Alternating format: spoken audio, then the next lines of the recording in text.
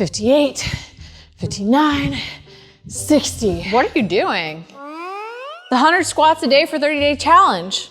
Well, my legs look fabulous in shorts. Okay, why did you pick that challenge specifically? I saw it on social media, so it's gotta be fabulous, right?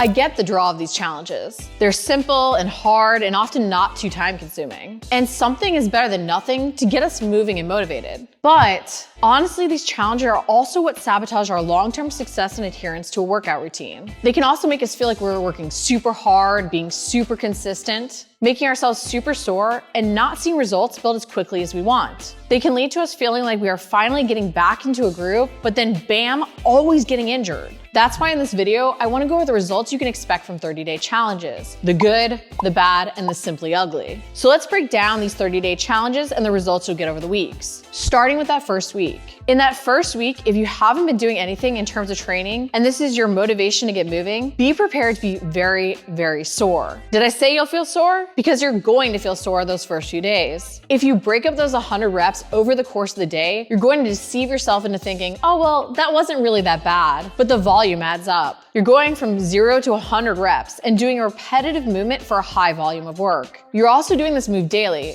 so you're not really having time to recover fully from the previous session. So those first 4 days, you're going to feel sore and you're going to feel beat down. If you haven't checked your squat form or are feeling a bit stiff and immobile from a lack of activity, you may also find your knees and hips and even lower back are extra achy. This may pass as you move more, or it might be the beginning of the end. Too often, we sabotage ourselves from getting into a consistent routine because we go too hard in that first week. We need to rebuild slowly to make sure we're doing moves correctly and using the correct muscles. And just because you can do an exercise and your muscles are strong enough doesn't mean that your connective tissues and your ligaments are really ready for that volume. It's why doing too much too quickly leads to injury. And if our form is off, we can overload muscles and joints, also putting us at risk. And squats, although a fundamental movement pattern, are often blamed for knee pain because we don't use them correctly. But if we can stick it out for those first 4 days, it can feel like we got stronger overnight. While our muscles haven't grown, our body starts to become familiar with the movement and we become more efficient at repeating it. It's why towards the end of that first week, it can feel like things got easier overnight. While you are getting stronger through creating a challenge for your body, your muscles haven't grown that quickly. It is simply that mind-body connection first improving. We might also see some initial weight loss from starting the challenge. You're starting to move more, which can mean you're burning additional calories over the course of your day. But just like our body adapts so the reps feel easier in that first week, we won't be in a deficit for long because our body will adapt and become more efficient at doing the movement. If we don't add on to our training moving more or change our nutrition, we won't keep losing weight. So in that second and third week, the weight loss benefits will stop as your body adapts. And you're going to start feeling more burned out from the daily repetitive movement and see yourself hit a point of diminishing returns. You might feel more worn down. Weird places might start to hurt again. Despite even feeling like you were getting stronger at the end of that first week,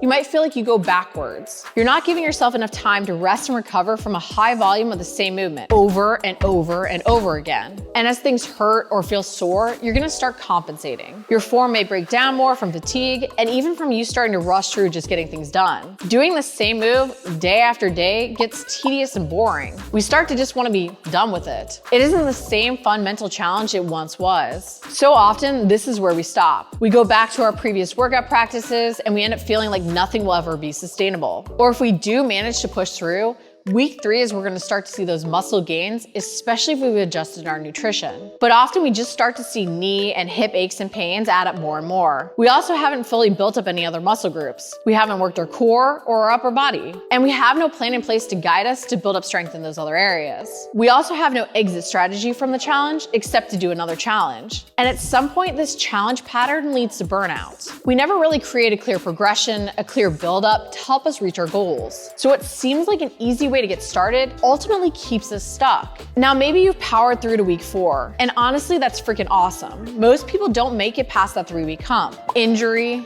boredom, fatigue, time, Some injury derails us as we lose that initial motivation. We've been doing the same thing day after day after day. And not only does that become tedious and boring, and do we become less intentional with the movements, which can lead to us compensating, but there isn't the same challenge there for our body to force us to grow stronger. We won't continue to see muscle gains because we've adapted to the basic body weight squat as well as the volume. So ultimately, we need to do more, or at least create progression through the same but different. And many of us reach the end of 4 weeks with no plan in place. So we're faced with the same challenge. We need a program in place to help us reach our goals. The great part about doing one of these 30-day challenges, though, is that we have created a habit and routine. We've prioritized making time for ourselves in our busy schedule. We've also hopefully built some muscle and even lost a bit of weight from that added activity, because something truly is better than nothing when we're first starting out. But we won't keep progressing if we don't adapt our routine as we go stronger and fitter. And if we're unlucky, this repetitive movement for the 30-day challenge could have led to injury and overload. We jumped all in from the start instead of giving ourselves that slow buildup to build that solid foundation. And we might see even more aches and pains building up in the following weeks from the challenge if we aren't careful. It also hasn't prepped our body necessarily for other movements. We may still be starting out at ground zero when it comes to our upper body or even our core training. We can't skip building that foundation, and these challenges don't help us become well-rounded. They so often lead to us doing too much too quickly over easing in. Not to mention, they can lead to us feeling like we need to do daily movement to see results, but that isn't realistic for our busy schedule long term. And as simple as these challenges may seem, they're deceptively inefficient at getting results. You might see better results from less volume and less frequent training sessions if you design with the right intensity and schedule in mind. You could have created something more sustainable to start. And you could have even found something more fun to do weekly that would have led to better results faster. Including a diversity of movements for your legs over the week would have targeted every aspect of your lower body and hit the muscles to different extents while moving you in every direction. This could have led to faster muscle gains, better recovery, less risk for injury, and even have been more fun. And by repeating that weekly progression for 3 to 4 weeks, you would have seen those results snowball faster. This can also help you avoid boredom and just rushing through the squats while creating that clear build in movements. So if you're considering 100 squats a day for a 30-day challenge, I would urge you to seek out a plan that includes a diversity of movements instead over the course of the week.